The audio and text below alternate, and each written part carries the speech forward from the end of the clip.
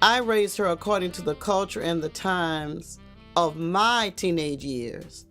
And the culture and the times call for different needs. And yes, the standards remain the same, the principles remain the same, but they have to be applied with certain strategies for the times and the cultures, because you're dealing with a bigger demon right about now. Right.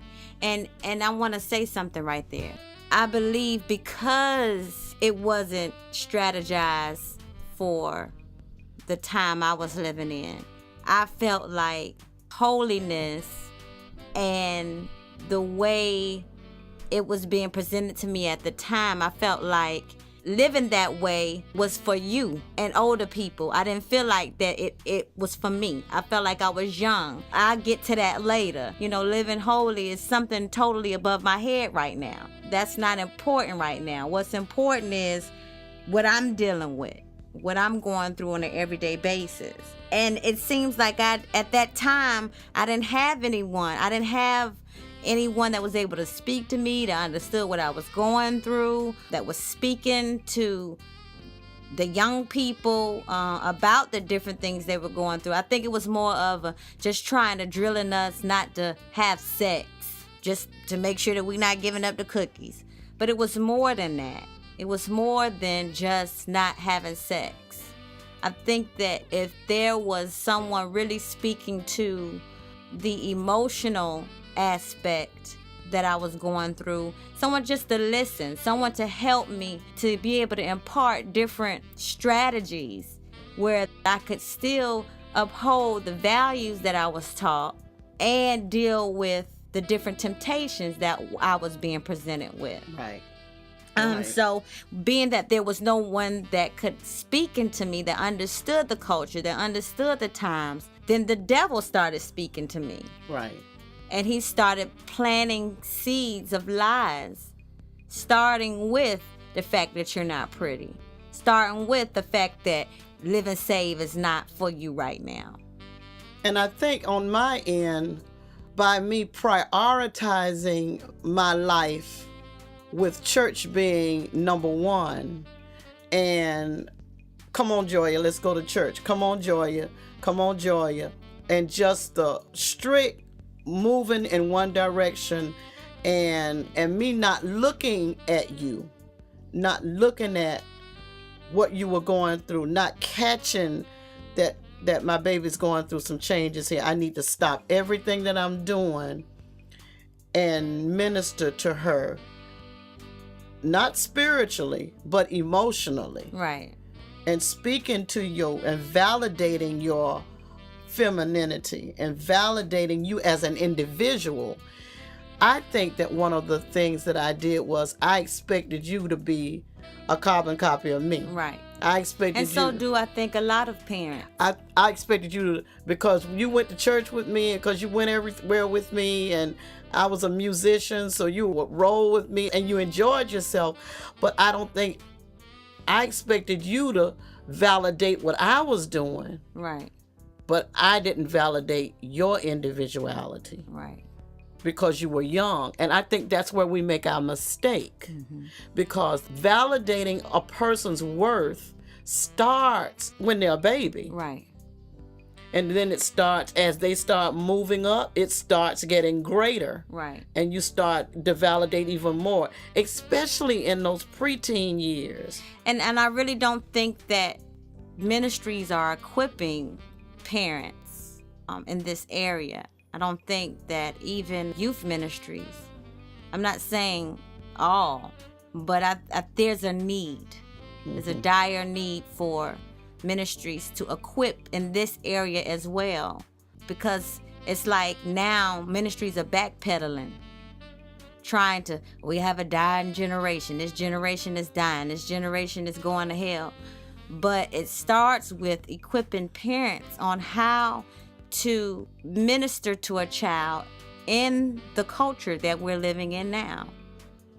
And I think what was kind of weird, though, was I dealt with a lot of rejection in school, but like towards me almost coming out of high school, I was still in church, still in ministry, still going through the day-to-day issues or struggles, going through stages where I started to desire intimacy and relationships. And it was in church, deeply involved in youth ministries. But in church, I was introduced to a lifestyle of homosexuality. And it's kind of strange because you would think that in the world, that's where you would, or in school, that's where one would be introduced to something like that. But it was church for me. It was church for me at a time where I wasn't getting the attention that I needed at home or at school. And the enemy saw an opportunity to present me with some attention, because to me it was attention. I was getting attention. I was getting that validation.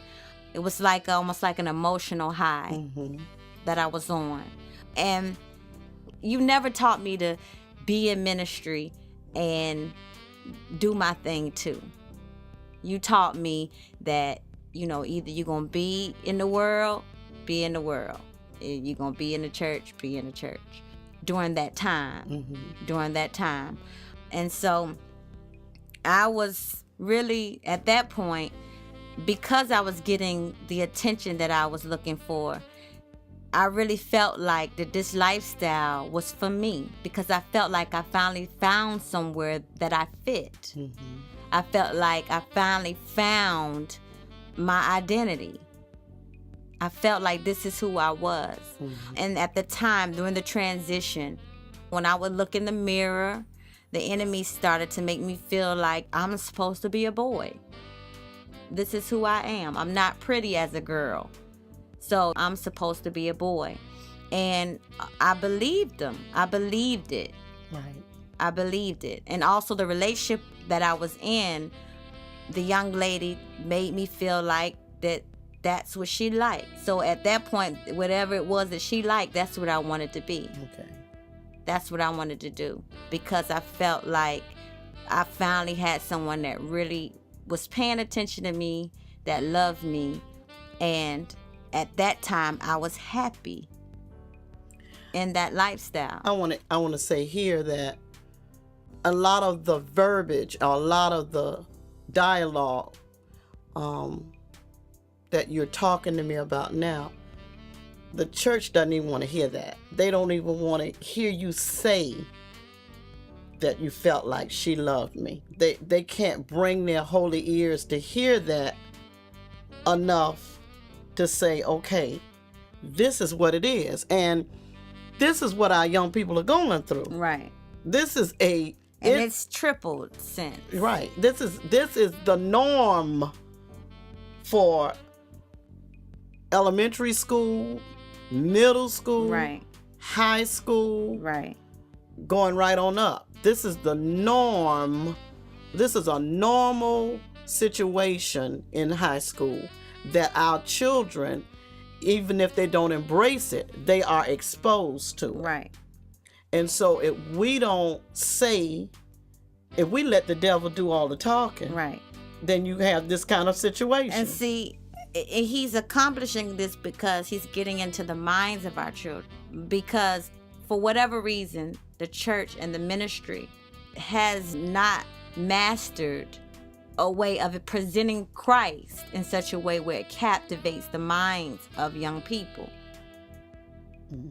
So the things of the world are captivating their minds, not the things of the spirit. Now, wait, Joya, hold it right there. Joya, we have run out of time. Time's up already? Yes, we have run out of time, but I want you to hold that thought until next week, because next week we're going to start right here and take as much time as you need for us to finish what we've started, because this is very enlightening as well as powerful. And I want you to be able to take your time and tell us how the Lord brought you out in a situation that there seemed to be no way out. Will you come back next week? Most definitely. Same bat time, same bat channel. Yes, ma'am. Same bat time. All right. Same bat channel. And before we leave, you know what we must say. Yes. Keeping all of this that we have said in mind, one thing is for sure. God is something about his girls, honey. You got jokes. Thank you for listening to Woman to Woman Ministries with Evangelist Janice Webster. For prayer or counseling, call area code 904-910-5484 or write P.O. Box 66147, Jacksonville, Florida 32208. Until next Saturday, remember, God is something about his girls. Woman to woman.